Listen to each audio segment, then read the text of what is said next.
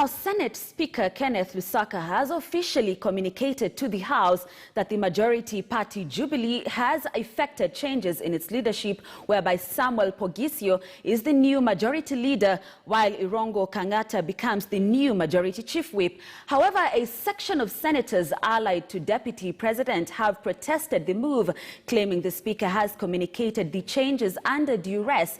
A besieged Murkomen has reluctantly accepted his fate, promising to bounce back in a big way. Let's now speak to our senior parliamentary reporter, Patrick Amimo, who is coming to us live from our city center studios. Amimo, take us through the events at the Senate today, including why Murkomen eventually decided to accept his fate. Amimo.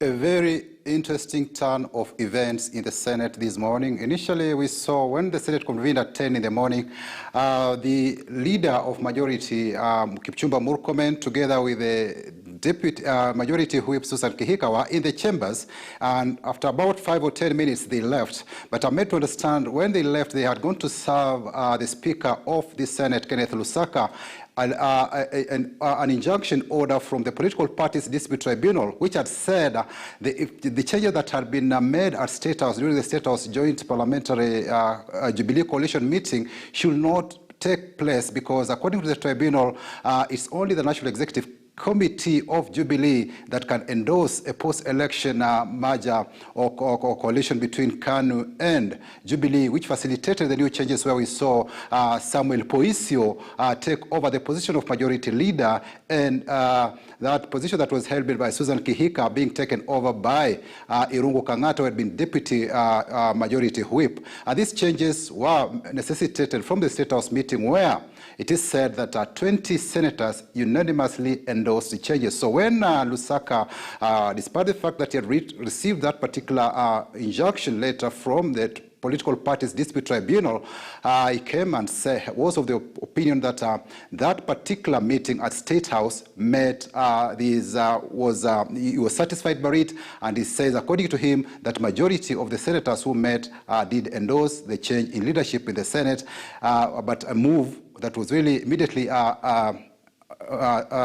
criticized by those senators allied to the deputy party leader, William Ruto, because this particular meeting in the State House, Ruto did not attend, and majority of the senators that are in support of the deputy president also did not attend. And we had a list that had been submitted by Murkomen, which said that at least 24 senators did not attend the State House meeting, whereas the State House side claims that 20 senators met and did endorse those particular changes. So it's something that we've really been very dicey as matters went, and we saw, even despite Kipchumba Murkomen accepting, maybe saying that those changes, if the Speaker deems fit that he endorses those particular changes, then he said he was very grateful for having served in the Senate. But again, he also had some very unpalatable words, maybe towards the office of the presidency or the party leadership on the changes they'd made at State House, which said maybe they did not follow the law and regulations and procedure of both the Jubilee Party and the standing orders of the Senate. But then the Speaker, Kenneth Lusaka, did just make those brief remarks accepting the changes, but said he will give a detailed ruling on why.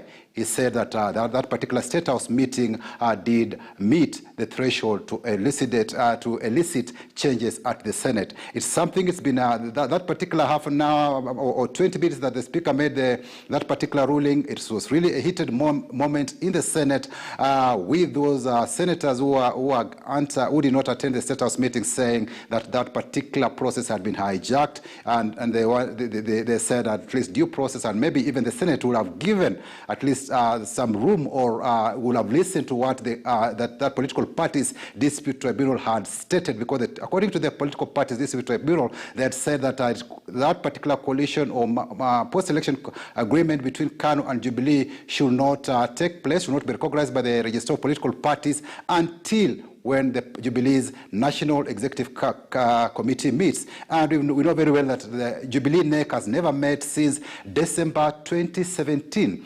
Despite the wrangles that have been dogging that particular Jubilee party, the ruling coalition party, members have been asking for the meeting of NEC They've been told it's not possible. And in these particular COVID times, we've also seen a lot of changes happening in Jubilee, where the party has been wrangling with the changes that have been made in the National Management Committee of that particular party, which changes the side that is allied to Deputy President William Ruto said is not comfortable with. And yesterday we hosted the Deputy Chairman of Jubilee, David Murathe, who said that these changes that affected this particular meeting that was at State House had the blessings of the National Management Committee of Jubilee, which is also in dispute with regard to its composition. So it is something that is very, very interesting to see how these particular matters is moving in the Senate. It's like probably that particular court injunction that makes sure that regulates political parties, maybe its advice or injunction has been disregarded by the Speaker of the Senate. Maybe not the first time we're seeing that court orders being disregarded. But again, it proves, it gives interesting times, because it's like Jubilee is not done with the Senate. They are also anxious and hungry to go and attack the National Assembly leadership, which has been viewed to be pro-deputy party leader. And again, we've seen some members tell their fellows there that to prepare to be shaved. As in Swahili they say, ukiona cha mwenzako chatiwa maji, chako jitayarishe kunyolewa. So we've seen interesting times. Those sides are really angry to see. Maybe they want to see blood spill in both houses, in the Senate and in the National Assembly. So maybe if what has happened in the Senate holds, as you await the Speaker's ruling on that substantive communication on why he endorsed those particular rulings, those in the National Assembly, those who are holding leadership positions, should also prepare, because I think from the Senate, that particular sword will be driven in those in the leadership position in the National Assembly who are deemed not to be in support of the party leader and or the Kieleweke side of Jubilee. So it is something, it's now Kieleweke versus Tanga Tanga. That is the first round we've seen maybe happening there. So Grace, that is the situation in our parliament as we speak now. Indeed, Amimo, thank you so much. Our reporter, Amimo, they're coming to us live from our city center studios, talking to us about what transpired at the Senate today. Speaker Kenneth Lusaka officially communicating to the House that the majority leader is now Samuel Poghisio, and of course, Irungu Kangata becomes the new majority chief whip, and Kipchumba Murkomen has reluctantly accepted his fate, though he says he will bounce back in a big way. Let's now move on. And President Uhuru Kenyatta has